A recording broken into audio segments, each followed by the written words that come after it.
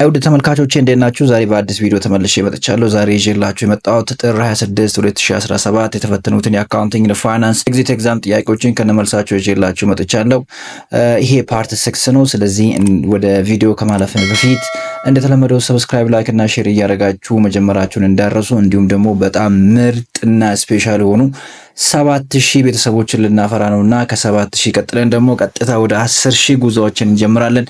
እንዲሁም ደግሞ ስኬት በስኬት የሚሆነው የትልቁ ስኬት ሰብስክራይበሮች ብቻ ሳይሆን እናንተ ኤግዚት ኤግዛም ማለፋችሁ ነውና በጣም ከናንተ ጋር 10000 ስንገባ ሰለብሬት እናደርጋለን ብዬ አስባለሁኝ። ስለዚህ እስከዛ ድረስ 10000 ለማስገባት እናንተ ትብብር ያስፈልገኛል። ሰብስክራይብ፣ ላይክ እና ሼር ማድረጋችሁ እንዲሁም ደግሞ ለጓደኞቻችሁ ሼር ማድረጋችሁን እንዳረሱ።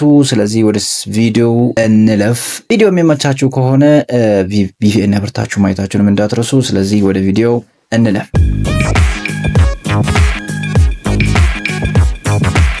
የመጀመሪያው ጥያቄ አድቫንስድ ፋይናንሻል አካውንቲንግ 2 ነው። አድቫንስድ ፋይናንሻል አካውንቲንግ 2 እንደምታወቀው አራት ክሬዲተር አለው እና ከዚህ አራት ክሬዲተር ላይ በተደጋጋሚ በጣም ብዙ ጥያቄዎች ይመጣሉ።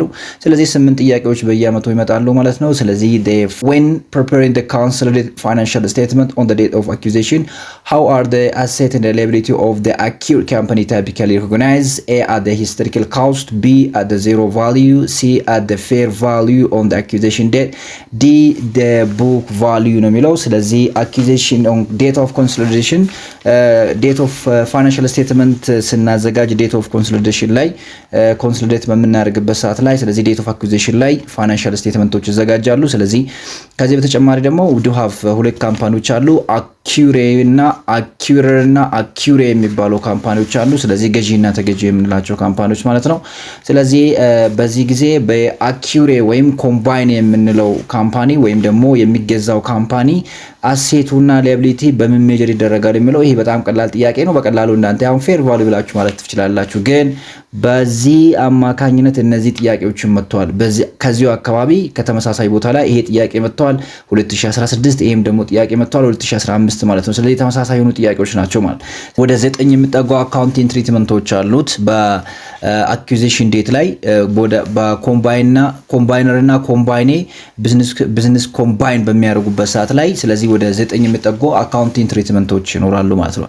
ይሄን ብሎ ማለት ዴት ኦፍ አኩዚሽን አለ፣ ሰብሲኩዌንት ኦፍ ዴት ኦፍ አኩዚሽን አለ። ባይ ዘ ዌይ ብሉፕሪንት ላይ ሰብሲኩዌንት ኦፍ ዴት ኦፍ አኩዚሽን የሚባለው ጥያቄ ያወጣበትም፣ ግን አት ዴት ኦፍ አኩዚሽን ላይ የተለያዩ ኮንሰፕቶች ስላሉ ቢዝነስ ኮምቢኔሽን ላይ ጥያቄዎች በተደጋጋሚ ይመጣሉ ማለት ነው። የመጀመሪያው አካውንቲንግ ትሪትመንታችን you have to identify the acquirer and the accurate የምንለው ማለት ወይም combiner and the combine የምንለው ወይም ፐርቼዘር እና ፐርቼዝ የምንለው አካላቶችን ግዴታ ማወቅ ይኖርብናል ማለት። ስለዚህ ገዢው ማን ነው፣ ገዢው ካምፓኒ ማን ነው፣ ስለዚህ ተገዢው ካምፓኒ ማን ነው የሚለውን ማወቅ ይኖርብናል ማለት ነው። ስለዚህ ይሄ የሚታወቀው ቤዝድ ኦን ኮንትሮሊንግ ኢንተረስት እና ነን ኮንትሮሊንግ ኢንተረስት ነው። ስለዚህ ማይኖሪቲ ኢንተረስት ኤንድ ማጆሪቲ ኢንተረስት የምንለው ማለት። ስለዚህ if the one company have controlling interest ካለው ወይ more than 50% of voting right ካለው ስለዚህ acquirer ነው የምንለው ወይም based on the contribution of the asset ወደ asset contribute ያደረገበት መጠን በዛው acquirer እና accurate ሊታወቁ ይችላሉ ማለት ነው። ስለዚህ መጀመሪያ we have to identify the acquirer and accurate የምንለው መጀመሪያ accounting treatmentታችን ነው። ሁለተኛ ላይ የምናገኘው determine accusation date መቼ ነው የሚለው ስለዚህ እሱንም determine ማድረግ ይኖርብናል ማለት ነው። accusation dateን ለማወቅ accusation date ለማወቅ the date which is the acquirer ወይም the combiner is legally taken over the subsidiary or the purchase company it is can be considering as what accusation date እንላለን ማለት።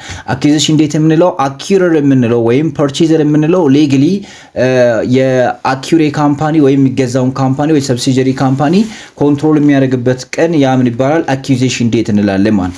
ከዛ ሶስተኛ ላይ ደግሞ የምናውቀው ግዴታ ማወቅ ያለብን ወይ አካውንቲንግ ትሪትመንታችን ምንድነው major consideration transfer የምንላቸው ማለት total amount of money or total amount of items that can be paid by the purchaser to the purchaser የምንለው ማለት። ስለዚህ የሚገዛው ካምፓኒ ወይ ፓረንት ካምፓኒ ለሰብሲዲየሪ ካምፓኒ የሚከፈለው in the forms of cash ሊሆን ይችላል፣ in the forms of share ሊሆን ይችላል፣ ወይም ደግሞ in the forms of any activities። ስለዚህ በዛ ቀን የሚከፈለው total amount ምን ይባላል the consideration transferred እንላለን ማለት ነው። ስለዚህ ብዙ ጊዜ ይሄ acquisition date ላይ በፌር ቫልዩ ሜጀር ይደረጋል። አራተኛ ላይ የምናገኘው ደግሞ identify and measuring net asset of accurate at the fair value የምንለው ማለት ነው። ስለዚህ all ቢዝነስ ኮምቢኔሽን ላይ አይፈርስ 3 ምንድነው የሚለው all the accurate ወይም combine asset and liability must be measured in the fair value at the fair value measure መደረግ ይኖርበታል ማለት ነው። ስለዚህ ሁሉንም የኮምባይን ወይም የሚገዛው ካምፓኒ liability እና asset measure የሚደረገው በፌር ቫልዩ ነው። tangible asset ሊሆን ይችላል፣ intangible asset ሊሆኑ ይችላሉ፣ ወይም ደግሞ ትራንስፈር የሚደረጉ liabilityዎች ሊሆኑ ይችላሉ። እነዚህ ሁላ ዳይሬክትሊ ሜጀር የሚደረጉት ምንድነው በፌር ቫልዩ ሜጀር ይደረጋሉ ማለት ነው። ስለዚህ ይሄ በቢዝነስ ኮምቢኔሽን ላይ አይፈርስ 3 የሚያወራው ታይፕስ ኦፍ አክቲቪቲ ነው። ከዛ አምስተኛ ላይ ደግሞ you have to recognizing of non controlling interest ወይም minority interest ካለ ወይም non controlling interest ካለ if the parent company did not purchase fully አንድ ፓረንት ካምፓኒ ፉሊ ካልገዛ ወይም ሙሉ በሙሉ 100% ያንን ቢዝነስ ካልገዛ ኔርዛ 100% የሚገዛ ከሆነ ስለዚህ ነን ኮንትሮሊንግ ኢንተረስት የሚባለው ነገር ያኔ ሃፕን ያደርጋል ማለት። ስለዚህ ይሄ ነን ኮንትሮሊንግ ኢንተረስት ደግሞ ሜጀር የሚደረገው the fair value method እና proportionate share method የሚባለው ነው። ባይ ዘ ዌይ ይሄንን በተጨማሪ ሪፈር አድርጉት። fair value method እና proportionate share method የምንለው እንዴት ነው ዲፈረንሳቸው ምንድነው የሚለውን ኮንሲደር አድርጉት ማለት ነው። ለምሳሌ fair value method ላይ ጉድዊል እና ኔት አሴትን ኮንሲደር እናደርጋለን። ነገር ግን ፕሮፖርሽኔት ሼር ሜተድ ላይ ግን ሜጀር የምናደርገው ኦንሊ ምንድነው ኔት አሴትን ነው። ስለዚህ ያንን ዲፈረንስ ማወቅ ይኖርብናል ማለት። ስለዚህ መጀመሪያው ዲፈረንሳቸው ምን እንደሆነ ማወቅ በጣም ወሳኝ ነው። ከዛ ስድስተኛ ላይ የምናገኘው you have to recognizing goodwill or bargaining purchase የምንለው ማለት። ስለዚህ goodwill ያው አንዱ one big activity of intangible asset ነው። ስለዚህ በintangible asset ኢምፔር የሚደረግ አሞርታይዝድ ማይደረግ ታይፕስ ኦፍ አሴት ነው። ስለዚህ ጉድዊል ኮንሲደርድ ስናደርገው ጉድዊል መቼ ነው ሃፕን የሚያደርገው if the purchaser may give additional amount of money to the purchaser so at this time goodwill is happen። ለምሳሌ የሚገዛው ካምፓኒ የሚከፍለው አማውንት ከሚገዛው አሴት በላይ ወይም ከሚገዛው አሴት በላይ የሚሆን ከሆነ ስለዚህ ጉድዊል ያኒ ሃፕን ያደርጋል ማለት ነው። ስለዚህ በቀላሉ እቺ ቀላል ፎርሙላ ነች ለጉድዊል ካልኩሌሽን ማለት ነው። ስለዚህ ጉድዊል is equals to purchase consideration or total amount of money which is purchasing the ኔት አሴት ማይነስ ኦፍ ኔት አሴት ኦፍ አኪዩሬ የምንለው ማለት ነው። ስለዚህ ፓሬንት ካምፓኒው ለሰብሲጀሪ የሚከፍለው ቶታል አማውንት ኦፍ መኒ ፐርቼዝ ኮንሲደሬሽን ይባላል።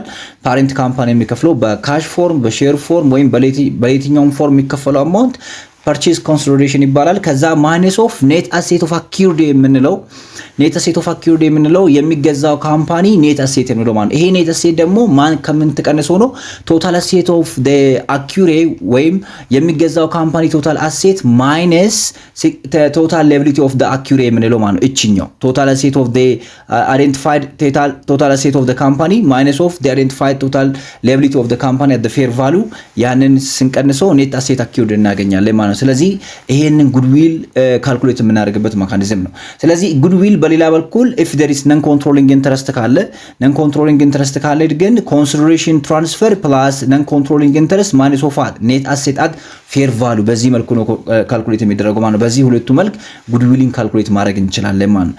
ስለዚህ አሁን ጉድዊል ሃፕን የሚያደርገው መቼ ነው? bargaining purchase ወይም ኔጌቲቭ ጉድዊል መቼ ነው ሃፕን የሚያደርገው? ጉድዊል ጋር ሃፕን የሚያደርገው purchasing price is greater than the identified net asset of accurate ከሆነ goodwill happen ያደርጋል ማለት። በሌላ በኩል ኔጌቲቭ goodwill happen የሚያደርገው if the accurate identified net asset is greater than total amount of money or total purchasing consideration ማለት። ስለዚህ total amount of purchasing consideration ከኔት አሴት ኦፍ አይደንቲፋይ ኔት አሴት በታች ምን ከሆነ ስለዚህ ምን ይሆናል? ኔጌቲቭ ጉድዊል ወይም ባርጌኒንግ ፐርቼዝ ይሆናል ማለት። ለምሳሌ የ100,000 ብር ሂቃ ያለውን ካምፓኒ በ80,000 ብር ብትገዛ ይሄ ባርጌኒንግ ፐርቼዝ ነው የሚሆነው። ነገር ግን 100,000 የሚያወጣውን ካምፓኒ 120,000 ብር ከፍለ ብትገዛ ስለዚህ 20,000 ብር ተጨማሪ ሰጥታል። ያ ምን ይባላል? ጉድዊል ይባላል ማለት ነው። ስለዚህ ስድስተኛ ነው። ሰባተኛ ላይ የምናገኘው eliminate the investment in subsidiary against equity የምንላቸው ማለት ነው። ስለዚህ የሰብሲጀሪ እነዚህ retain earning common stock የምንላቸው additional paid in capital የምንላቸው eliminate የሚደረጉት የኢንቨስትመንት in subsidiary የሚለውን አካውንት በመጠቀም እነዚህ የተለያዩ ሼር ካፒታልን pre-acquisition reserve የሚባሉ የሰብሲጀሪ አካውንቶችን ምን እናደርጋለን? eliminate እናደርጋለን ማለት ነው። ከዛ ስምንተኛ ላይ የምናገኘው ፕሪፔር ኮንሶሊዴት ፋይናንሻል ስቴትመንት ማለት። ስለዚህ ኢንካም ስቴትመንት ወይ ባላንስ ሺት ነው የሚዘጋጀው። ስለዚህ ባላንስ ሺት ላይ አሴት አለ፣ ሊያቢሊቲ አለ። ከዛ በተጨማሪ ደግሞ ጉድዊል ይኖራል፣ ነን ኮንትሮሊንግ ኢንትረስት ይኖራል። ስለዚህ ነን ኮንትሮሊንግ ኢንትረስትም ካለ ጉድዊል ካለ ምን ይደረጋሉ? ኮንሲደርድ ይደረጋሉ ማለት ነው። ስለዚህ ፋይናንሻል ስቴትመንት ላይ ባላንስ ሺት እና ኢንካም ስቴትመንት ኢፍ ዴር ኢዝ ኢንካም ስቴትመንት ሊኖር ይችላል፣ ላይኖርም ይችላል ማለት። ስለዚህ ኢንካም ስቴትመንት በሚኖርበት ሰዓት ግን ሰብሲዲየሪ ከዚህ በፊት ያገኘው ኢንካም ካለ ያ ኮንሲደር አይደረግም ማለት። ዘጠነኛ ላይ የምናገኘው ዲስክሎዥር አኪዩዜሽን ዲቴልስ ብንላቸው ማለት you have to give additional information according to the IFRS 3 on the business combination.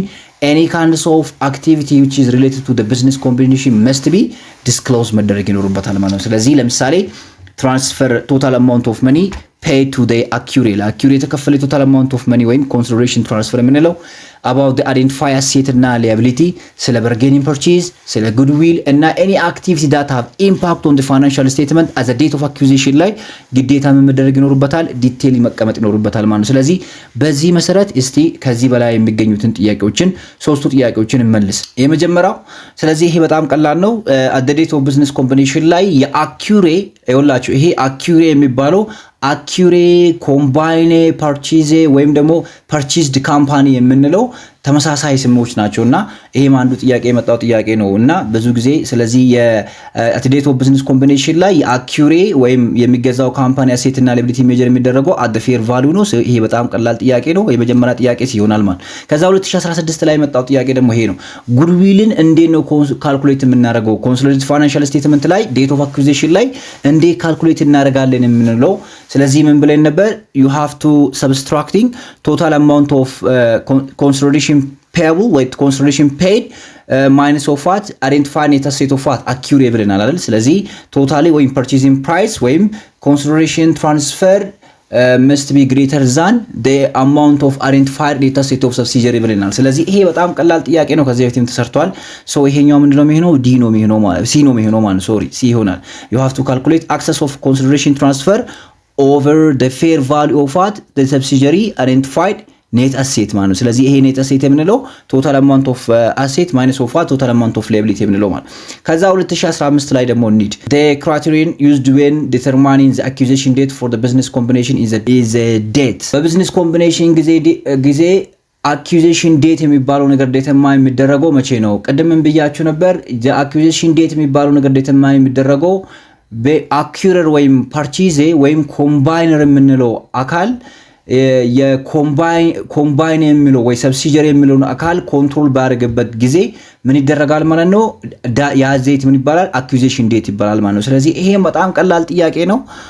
the controlling was achieved by acquirer የምንለው ስለዚህ ይሄኛው ሲ ይሆናል ማለት ነው። so c is the correct answer. c is the correct answer. ሁለተኛ ጥያቄ ነው። ስለዚህ ሁለተኛ ጥያቄ ደግሞ ኦዲቲንግ 1 ጥያቄ ነው። ይሄ ቻፕተር 1 ላይ ያለው ጥያቄ ማለት ነው። ስለዚህ ይሄ ኦዲቲንግ ላይ እንዲሁ ወደ 8 የሚጠጉ ጥያቄዎች ይመጣሉ። ስፔሻሊ ኦዲቲንግ 1 በጣም በቀላሉ መመለስ የምንችላቸው ታይፕስ ኦፍ ጥያቄዎች ይመጣሉ። in the which of the following in judgment an auditor provide a limited level of assurance that information is subject to review is free of material misstatement ይላል። external audit b agreed upon procedure c completion d review ይላል። ስለዚህ ይሄኛውም we do have 3 types of engagement ሶስት አይነት ኢንጌጅመንቶች አሉ። ስለዚህ ምን አይነት አሹራንስ ይሰጣሉ የሚለው based on the level እናያቸው። መጀመሪያ ኦዲት ኢንጌጅመንት የምንለው ስለዚህ ኦዲት ኢንጌጅመንት ላይ የሚሰጠው ሃይ ሪዝነብል አሹራንስ ነው የሚሰጠው። by the way እዚች ጋር ኦዲተር ምንድነው የሚለው? ኦዲተር is not guarantor አይደል? ኦዲተር is not guarantor የምንልበት ምክንያት ኦዲተር የሚሰጠው ምንድነው? አብሶሉት አሹራንስ ሳይሆን ሪላቲቭ ወይም ደግሞ ሪዝነብል አሹራንስ ነው የሚሰጠው።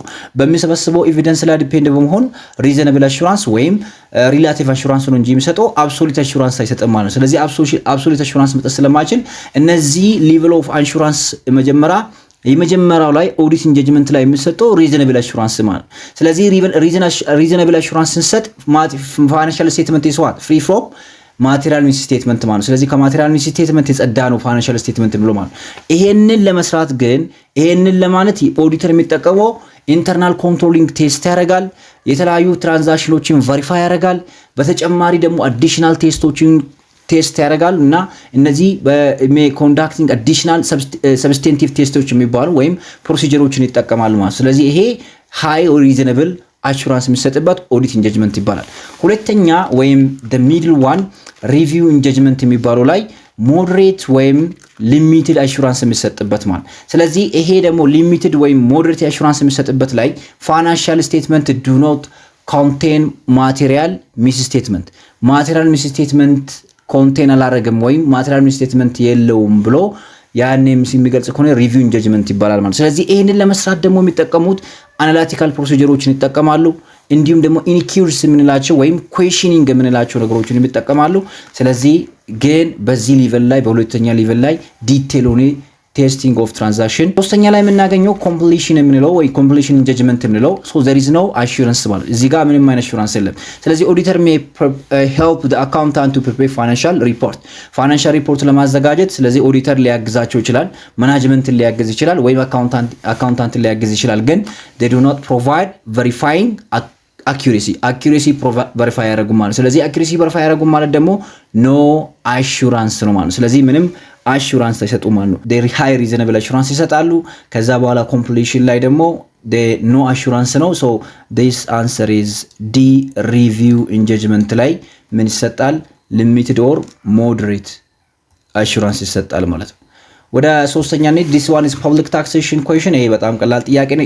a form of taxation that is basically imposed on the service given to the individual through a net scale on the document is known as A stamp duty tax, B withholding tax, C foreign trade tax, D custom duty tax ይላል። ስለዚህ ይሄን በቀላሉ እዚህ መመለስ ይቻላል፣ ግን እያንዳንዳቸው ነው ምናልባት ተቀይሮ የሚመጡ ከሆነ ማለት ነው። የመጀመሪያው stamp duty tax የምንላቸው a types of tax that is imposed on the legal documents or in the contract or the financial transaction ላይ ኢምፕሎይ የሚደረጉ ኢንዲቪጁዋል ዶክመንቶች ላይ ወይ ኮንትራክቶች ላይ ለምሳሌ ፕሮፐርቲ ትራንስፈር ላይ፣ ፕሮፐርቲ ፐርቼዚንግ ላይ፣ ቢዝነስ አግሪመንቶች ላይ፣ ሼሮች ላይ ፊክስድ ሆነ ፐርሰንቴጅ ኦፍ በዛ ትራንዛክሽን ፊክስድ ሆነ ፐርሰንቴጅ የሚቀመጥ ከሆነ ወይ ደግሞ ፊክስድ አማውንት የሚቀመጥ ከሆነ ስለዚህ በዛ ሌጋል ዶክመንቶች ላይ፣ ኮንትራክት ላይ፣ ፋይናንሻል ትራንዛክሽን ላይ ከሆነ ስለዚህ ስታምፕ ዲዩቲ ታክስ ይባላል። ዊዝሆልዲንግ ታክስ የምንላቸው ደግሞ እነዚህ ሶርስ ኦፍ ኢንካም ቤዚካሊ ሶርስ ኦፍ ኢንካም ወደ ኔት ኢንካም ሆኖ ከመምጣታችን በፊት የሚቀነሱ ታይፕስ ኦፍ አማውንቶች ናቸው። ስለዚህ ከሰለሪ ሊሆን ይችላል፣ ከዲቪደንድ ሊሆን ይችላል፣ ከኢንትረስት ሊሆን ይችላል፣ ወይም ከሌሎችም ተጨማሪ ከምናገኛቸው ኢንካም የሚቀነሱ ስለዚህ ዊዝሆልዲንግ ታክስ ይባላሉ። ከዚህ በተጨማሪ ደግሞ ሶስተኛ ላይ የምናገኘው ፎሬን ትሬድ ታክስ የምንላቸው it is international trade ላይ ኢምፖርት ዲዩቲ፣ ኤክስፖርት ታክስ፣ ትሬድ ታሪፍ የምንላቸው ወይም ደግሞ እነዚህ ከስተም ዲዩቲ also one component of foreign trade tax ከፎሬን ትሬድ ታክስ አንዱ ኮምፖነንት ነው ማለት ከስተም ዲዩቲ የምንለው ማለት። ስለዚህ ፎሬን ትሬድ ታክስ የምንለው ከስተም ዲዩቲንም አንድ ፓርት አድርጎ የሚይዝ ይሆናል ማለት ነው። ስለዚህ ስኮፕ ምንድነው? በጣም ብሮድ ነው ማለት ነው። ግን ከስተም ዲዩቲ ታክስ የምንላቸው ደግሞ it is one component of foreign trade tax የምንለው ማለት አንዱ የፎሬን ትሬድ ታክስ ነው። ስለዚህ በኢምፖርት እና በኤክስፖርት ላይ ነው ስፔሲፊካሊ በኢምፖርት እና በኤክስፖርት ላይ ዲፔንድ ይሆናል። ስለዚህ ይሄ እነዚህ አራቱ ዶክመንቶች ናቸው። ይሄ በጣም ቀላል ጥያቄ ነው። በቀላሉ ይሄ ሶስተኛ ጥያቄ ምንድነው የሚሆነው? ኤ ስታምፕ ዲዩቲ ታክስ የምንለው ማለት። ወደ አራተኛ ጥያቄ እንሂድ። ባይ ዘ ዌይ አሁን ነው ይኸውላችሁ ፋይናንሻል ኢንስቲትዩሽን እና ማርኬት የሚባለው ኮርስ አለ። 8 ጥያቄ ይመጣበታል። ከነዚህ 8 ጥያቄዎች ደግሞ ለምሳሌ በዘንድሮ አመት አንድ ጥያቄ 2 ጥያቄ ከመጣ ከነዛው እዛው አካባቢ 1-2 ጥያቄ ተመልሶ ይመጣሉ እና አሁን ከዚህ ጥያቄ ውጪ ሌሎች ጥያቄዎችን እንሰራለሁና ስንሰራ በደንብ ተመልከቱ። ይሄ ዘንድሮ የመጣው ጥያቄ ነው። the capital market facilitate the trading of a every goods and service, b long term financial security, c governmental issued currency, d short term debt instrument ይላል። by the way አሁን ይሄንን በቀላሉ እናንተ ቢ ብላችሁ ማለፍ ትችላላችሁና በጣም ቀላል ጥያቄ ነው። ግን ከዚህ ጋር ተያይዞ በተደጋጋሚ የሚመጡ ጥያቄዎች አሉ። እነዚህ ጥያቄዎችን ለመስራት ግዴታ ከዚህ በታች ያሉትን ነገሮች ማወቅ ይኖርብናል ማለት። ስለዚህ አንደኛ ጥያቄ ይሄ ነው የምንሰራው፣ ሁለተኛ ይሄን እንሰራለን፣ ሶስተኛ ይሄን እንሰራለን፣ አራተኛ እናንተ ይሄንን ትሰራላችሁ፣ አምስተኛ ይሄንን እንሰራለን፣ ስድስተኛ ይሄንን እንሰራለን ማለት ነው። ይሄ ከፋይናንሻል ኢንስቲትዩሽን ከአንድ አካባቢ የሚመጡ ጥያቄዎች ናቸው ማለት። ስለዚህ we do have ፋይናንሻል ማርኬት የምንላቸው ፋይናንሻል ኢንስትሩመንቶች የሚሸጡበት ማርኬት ፋይናንሻል ማርኬት ይባላል ማለት። ፋይናንሻል ማርኬት you may classify different kinds of base በተለያዩ ቤዞች ክላሲፋይ ልናደርጋቸው እንችላለን። ለምሳሌ ኔቸር ኦፍ ክሌም፣ ማቹሪቲ ኦፍ ክሌም፣ ኒው እና ሲዝናል ክሌም ናቸው። ካሽ እና ድሪቬቲቭ ኢንስትሩመንት፣ ኦርጋናይዜሽናል ስትራክቸራል ኦፍ ማርኬት የምንለው በዚህ መልኩ ልንከፍላቸው እንችላለን። ስለዚህ እያንዳንዳቸው መጀመሪያው ኔቸር ኦፍ ክሌም ላይ ዲፔንድ መሆን ሁለት አይነት ማርኬቶች ይኖሩናል። ዴት ማርኬት እና ኢኩዊቲ ማርኬት የምንላቸው ማለት። ፊክስድ ኢንካም ያላቸው ታይፕስ ኦፍ ኢንስትሩመንቶችን የምንሸጥባቸው ለምሳሌ ቦንድ ኖት የምንላቸው ወይም ኮንትራክቹዋል ኦብሊጌሽን ያለባቸው ሎወር ሪስክ ያላቸው ሎወር ሪተርን ያላቸው ታይፕስ ኦፍ ኢንስትሩመንት የምንሸጥባቸው ከሆነ ዴፕት ማርኬት እንላቸዋለን። ስለዚህ ዴፕት ማርኬት ላይ እነ ቦንድ እና ኖት ይሸጣሉ ማለት ነው። ከዛ ኢኩዊቲ ወይም ስቶክ ማርኬት የምንለው ደግሞ አለ። ኢኩዊቲ ወይም ስቶክ ማርኬት ላይ ደግሞ ሪሲጁዋል ክሌምስ የምንላቸው ወይም ኦነርሺፕ ክሌምስ የምንላቸው ቬሪብል ሪተርን አላቸው። በተጨማሪ ደግሞ ሃይ ሪስክ አላቸው፣ ሃይ ሪተርን አላቸው። ፖቴንሻሊ በጣም ፊቸር ግሮዝ ያላቸው ታይፕስ ኦፍ ኢንስትሩመንቶች የሚሸጡበት ነው። ስፔሲፊካሊ ለምሳሌ ኮመን ስቶክ የሚሸጥበት አሁን ፕሪፈርድ ስቶክን ስናይ የሁለቱም የዴፕት ማርኬትም ኢኩዊቲ ማርኬትም ኔቸር አለው አይደል? ዴፕት ማርኬት ላይ ፊክስድ ኢንካም ነው ያለው። ኢኩዊቲ ማርኬት ላይ ደግሞ ኢትስ ኦነርሺፕ ነው። ግን ዞሮ ኦነርሺፕ ስላለው እዚህ ኢኩዊቲ ወይ ደግሞ ስቶክ ማርኬት ላይ የምናስገባ ይሆናል ማለት ነው። ከዛ ሁለተኛ ላይ የምናገኘው ደግሞ ማቹሪቲ ኦፍ ዴ ክሌም የምንለው ነው። ማቹሪቲ ላይ ዲፔንድ ቢሆን መኒ ማርኬት እና ቨርሰስ ካፒታል ማርኬት የምንለው ደግሞ አለ። ስለዚህ መኒ ማርኬት የምንላቸው ታይፕስ ኦፍ ማርኬት ዳት ኢዝ ትሬድድ ዲፍረንት ካይንድስ ኦፍ ሊኩዊድ ማርኬቲንግ ኢንስትሩመንት ሊኩዊድ ነው ማርኬት ኢንስትሩመንቶችን የሚሸጥበት ታይፕስ ኦፍ ማርኬት መኒ ማርኬት ይባላል። ስለዚህ እዚህ ላይ የሚሸጡ ማርኬት ኢንስትሩመንቶች ማቹሪቲ ዴታቸው 1 ዓመትና ከ1 ዓመት በታች ናቸው ማለት ነው። ስለዚህ እነዚህ ለሴፍቲ እና ሊኩዊዲቲ የሚፈለጉ ታይፕስ ኦፍ ማርኬቶች ናቸው። ስለዚህ ለምሳሌ እዚህ ላይ የሚሸጡ ታይፕስ ኦፍ ኢንስትሩመንቶች ትሬጀሪ ቢልስ፣ ኮሜርሻል ፔፐርስ፣ ሰርቲፊኬት ኦፍ ዲፖዚት፣ ሪፐርቼዚንግ አግሪመንት፣ ባንከርስ አክሴፕታንስ፣ ፌደራል ፈንድ የምንላቸው ኮል መኒ ኖት መኒ የምንላቸው ስለዚህ በመኒ ማርኬት ላይ የሚሸጣቸው ናቸው። ስለዚህ ለሊኩዊዲቲን ስንፈልግ ከሆነ በእነዚህ በ1 እና ከ1 ዓመት በታች እነዚህ የምንሸጥባቸው ከሆነ ስለዚህ መኒ ማርኬት እንላለን ማለት ነው። ስለዚህ በካፒታል ማርኬት ላይ እነዚህ ሎንግ ተርም ፋይናንሻል አሴቶች የሚሸጡበት ነው። ስለዚህ እነዚህ ለሎንግ ተርም ኢንቨስትመንት እንዲሁም ደግሞ ለፈንዲንግ የምንገለግልበትን ኢንስትሩመንቶች የሚሸጥባቸው ታይፕስ ኦፍ ማርኬት ናቸው ማለት ነው። ስለዚህ ዲፈረንሳቸው መኒ ማርኬት እና ካፒታል ማርኬት መካከል መኒ ማርኬት ከ1 ዓመት እና ከ1 ዓመት በታች ያሉ ኢንስትሩመንቶች የሚሸጡበት ሲሆኑ ስለዚህ ሎንግ ተርም ኔቸር ያላቸው ከ1 ዓመት በላይ የሚቆዩ ታይፕስ ኦፍ ኢንስትሩመንቶችን አማውንታቸው ኦፍ ሪተርናቸው ሃይ ሆነ ሪስካቸው እንዲሁም ሃይ ሆነ ታይፕስ ኦፍ ኢንስትሩመንት የምናገኝበት ስለዚህ ካፒታል ማርኬት እንላለን ማለት።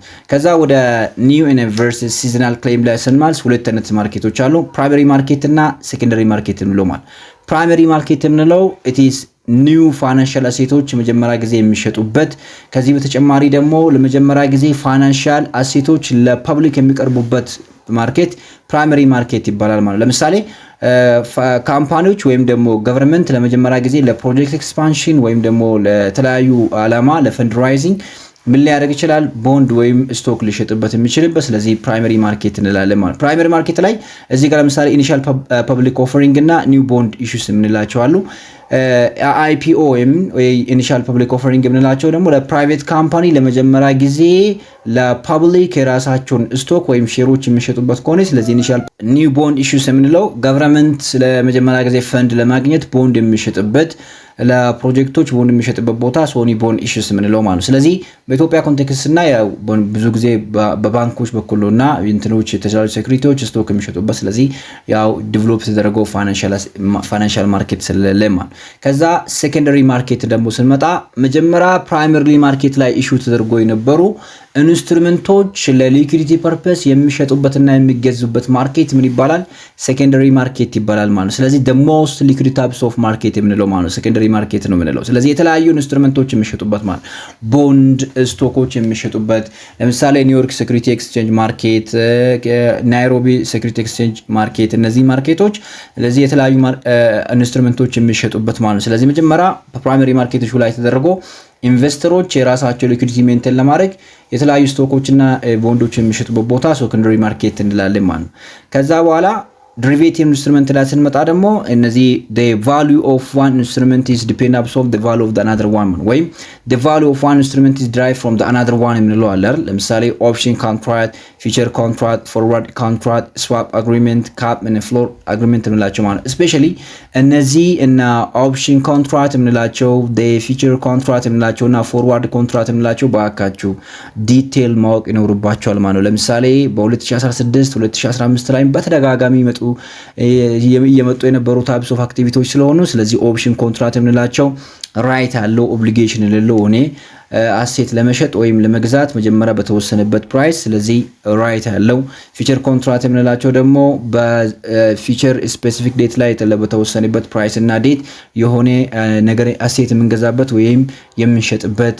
ከዛ ሌላ ደግሞ እነዚህ ፎርዋርድ ኮንትራክት የምንላቸው እነዚህ ነገሮችን ግዴታ ዲፍረንሳቸውን ማወቅ ይኖርባቸዋል ማለት ነው። ጀስት ሪድ ኢት በጣም ማንበብ ይኖርባቸዋል ማለት ነው። ስለዚህ ዲፍረንሳቸውን በደንብ ማንበብ ይኖርባቸዋል። ከዛ ኦርጋናይዜሽናል ስትራክቸር ኦፍ ዘ ማርኬት የምንላቸው ላይ አኩዌሽን ማርኬት እና ኦቲሲ ይባላል። አኩዌሽን ማርኬት የምንላቸው ታይፕስ ኦፍ ማርኬት ዌን ዘ ባየር ኤንድ ሴለርስ ሚት አት ሴንትራላይዝድ ሎኬሽን። በሴንትራላይዝድ ሎኬሽን ላይ ባየር እና ሴለር ተገናኝቶ ፕራይሳቸው ደግሞ በፎርስ ኦፍ ዲማንድ እና ሰፕላይ ዲተርማን የሚደረግበት። ስለዚህ በጨረታ ፕሮሰሳቸው በጨረታ የሚያልቅ ማለት ነው። ስለዚህ በዚህ ውስጥ በጣም ጥሩ የሆነ ፕራይስ የሚያቀርብ ባየር እና በጣም ሎስት የሆነ ትራንዛክሽን ለመቀበል ዝግጁ የሆነ ሴለር የሚገናኙበት ታይፕስ ኦፍ ማርኬት ነው ማለት። ስለዚህ ይሄ ሴንትራላይዝድ የሆነ ሎኬሽን ላይ የሚፈጸም ታይፕስ ኦፍ ትራንዛክሽን ማለት። ስለዚህ ለምሳሌ ስቶክ ኤክስቼንጆች ላይ እና ቅድም ያወራነው ኒውዮርክ ስቶክ ኤክስቼንጅ ወይም ለንደን ስቶክ ኤክስቼንጅ የምንላቸው ስለዚህ እነዚህ በቢዲንግ እና አስኪንግ ፕራይስ ላይ ዲፔንድ የሚሆኑ ናቸው። ስለዚህ ይሄን የሚለየው ትልቁ ነገር ምንድነው? ሴንትራላይዝድ የሆኑ ሎኬሽን አላቸው። ስለዚህ አኩዌሽን ማርኬት ይባላል ማለት። ከዛ ወደ ኦቨር ካውንተር ወይ ደግሞ ኦቲሲ ማርኬት ሲመጣ ደግሞ ዲሴንትራላይዝድ ነው። ትሬዳቸው ዳይሬክትሊ በሁለቱ ባየር እና ሴለር መሃል ላይ የሚከናወን ሲሆን they don't have any kinds of centralized exchange የሚሆን የላቸውም። ሴንትራላይዝድ ሆነ ኤክስቼንጅ የላቸውም። ስለዚህ ትሬዲንግ ፕሮሰሱ እንደ ቀድሙ በጨረታ መልክ ምናምን ሳይሆን through the dealers, through the brokers, through market makers ማከል ነው። በእነሱ አማካኝነት ፋሲሊቲ ተደርጎ የሚፈጸም ታይፕስ ኦፍ ትራንዛክሽን ነው ማለት ነው። ለምሳሌ ፎሬን ኤክስቼንጅ ማርኬት፣ ፎሬክስ፣ ቦንድ ማርኬት እና ዴሪቬቲቭ ማርኬት የምንላቸው በኦቲሲ ወይም the over the counter ማርኬት የሚለው ስር ይገባሉ። ስለዚህ ያቀደሙ ሴንትራላይዝድ ነው፣ ይሄኛው ዲሴንትራላይዝድ ነው። ከዛ ሌላ መጨረሻ ላይ የምናገኘው ደግሞ ፎሬክስ ኤክስቼንጅ ማርኬት ወይም ፎሬክስ ማርኬት የሚባለው አለ። ፎሬክስ ማርኬት የምንላቸው የተለያዩ ኢንስትሩመንት ወይ የተለያዩ ካረንሲ የሚሸጡበት ወይም የተለያዩ የዓለም ገንዘብ ዶላር፣ ዩሮ፣ የን፣ ፓውንድ፣ ብር የሚሸጥበት ቦታ ፎሬክስ ኤክስቼንጅ ማርኬት ይባላል። ስለዚህ የተለያዩ ኢንተርናሽናል ሆኑ ትሬዲንግ ካረንሲዎች የሚሸጥበት፣ ስለዚህ ይሄ ካረንሲ ኮንቨርሽን የምናደርግበት ቦታ ነው። ስለዚህ አንድ ካረንሲ ወደ ሌላኛው ካረንሲ ኮንቨርት የምናደርግበት ነው። ስለዚህ በቀላሉ ይሄ ለምንድን ነው የሚያገለግለን? ሙቪንግ ኦፍ ፈንድ ቢትዊን ደ ካንትሪስ በካንትሪስ በኢንተርናሽናል ትሬዶችን ፋሲሊቴት ለማድረግ። ስለዚህ አንድ ገንዘብ ወደ ሌላኛው ገንዘብ ኮንቨርት ማድረግ እና ከዛ በተጨማሪ ደግሞ ያንን ገንዘብ መጠቀም ኢንተርናሽናል ትሬዶችን ለማቀላጠፍ የሚረዳን ታይፕስ ኦፍ ማርኬት ላይ የሚሸጡ ታይፕስ ኦፍ ኢንስትሩመንቶች ናቸው ማለት ነው። ስለዚህ እነዚህ ነገሮችን መልሳቸው ቤዝድ ኦን ዲስ ዋን። ስለዚህ መጀመሪያ ብለናል ካፒታል ማርኬት ፋሲሊቲ ትሬዲንግ ኦን በጣም ቀላል ጥያቄ ነው። ይሄ የመጀመሪያው ቢ ሎንግ ተርም ፋይናንሻል ሴኩሪቲ እንላለን። ከዛ በኋላ which one of the following is money market security? money market security የሆነ የትኛው ነው? ቅድም አውርተናል። ትሬጀሪ ቢልስ ምናምን እያልን ስናወራ የነበረው debentures, common stock, treasury bills እና ቦንድ ነው። so this one is also another easy question። ስለዚህ ትሬጀሪ ቢል ቅድም እዚህ ጋር ስላወራን ማለት ነው። ከዛ በኋላ ኢኒሻል ፐብሊክ ኦፈሪንግ ወይ ደግሞ APO ኦከር ኢን ሁለት አይነት ማርኬቶች አሉ ብለናል። ፕራይመሪ ማርኬት እና ሴኮንደሪ ማርኬት ነው ብለናል። ስለዚህ ፕራይመሪ ማርኬት ላይ ሁለት ማርኬቶች አሉ ብለናል። ይሄም ደግሞ ኢኒሻል ፐብሊክ ኦፈሪንግ እና ይሄ ቦንድ ማርኬት የምንለው ማለት ነው። ስለዚህ ይሄኛው ዳይሬክትሊ የትኛው ማርኬት ላይ ነው የሚገኘው? ዲ ፕራይመሪ ማርኬት ላይ ይገኛል ማለት። ከዛ በኋላ ይሄንቺን ጥያቄ ያው እናንተን ለማሳተፍ ማይል ፕላስ ጥያቄው ላይ ደግሞ በጣም መረዳት ያለባችሁ ኮንሰፕት ስላለ ሁለቱንም ዲፈረንሳቸው ማወቅ ስላለባችሁ ይሄኛው መልሱ ምንድነው የሚሆነው በኮሜንት ሴክሽን ላይ አሳውቁ። which one is the market where buying and selling of different currency takes place? የተለያዩ ካረንሲዎች የሚሸጡበት ቦታ ወይም ማርኬት ምን ይባላል? ፎሬክስ ትሬዲንግ ወይም ደግሞ ፎሬን ካረንሲ ትሬዲንግ ኤክስቼንጅ ማርኬት ይባላል። ይሄም በጣም ሌላው ቀላል ጥያቄ ነው፣ ዲ ይሆናል ማለት ነው። መጨረሻ ላይ short term financial asset which is near substitute for money are traded in ዳይሬክትሊ ወደ መኒ ገንዘብ በቀላሉ ኮንቨርት ማድረግ የሚቻለው በአንድ አመትና ከአንድ አመት በታች ላይ ትሬድ የሚደረጉ ማርኬቶች የሚገኙበት የትኛው ማርኬት ውስጥ ነው የሚገኙ እነዚህ ኢንስትሩመንቶች የትኛው ማርኬት ውስጥ ነው የሚገኙ ለምለው። ስለዚህ ይሄኛው በቀላሉ እነዚህ ኢንስትሩመንቶች የሚገኙት መኒ ማርኬት ላይ ነው የሚገኙ ሲ ላይ። ሲ ላይ መኒ ማርኬት ላይ ነው የሚገኘው። ስለዚህ ሲ ነው የሚሆነው ማለት ነው ይሄኛው መኒ ማርኬት is a place where you may get the most liquid types of instruments የምናገኝበት ነው። ስለዚህ ይሄኛው ሲ ይሆናል ማለት ነው። ስለዚህ ስላዳመጣችሁን በጣም አመሰግናለሁ። አሁንም በድጋሜ ሰብስክራይብ፣ ላይክ እና ሼር ማድረጋችሁን እንዳረሱ። በቅርቡ 10,000 እንገባለን ብዬ አስባለሁ። 10,000 ስንገባ ደግሞ ሰርፕራይዝ ይኖረናል።